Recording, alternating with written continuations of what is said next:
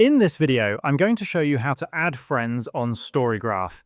Start by opening the StoryGraph app. Once you're inside, locate the community icon at the bottom right-hand side of your screen and tap on it. This will take you to the community section where you'll see a search bar. You can use this bar to type in the username or email of the person you'd like to add as a friend. After entering the username, you'll be shown a list of users with matching names. Tap on the one you want to view. If you only see a follow option on their profile, that means they have not enabled the ability for others to add them as friends. The ability to add friends is disabled by default, so you can only send friend requests to users who have manually turned that feature on. If the person has enabled friend requests, you'll see an Add Friend button on their profile. Tap on it to send your request. Then you'll simply need to wait for them to accept it.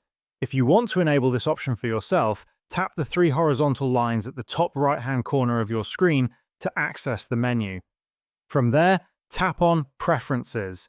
Scroll down the Preferences page until you find the Friends option under the Community section.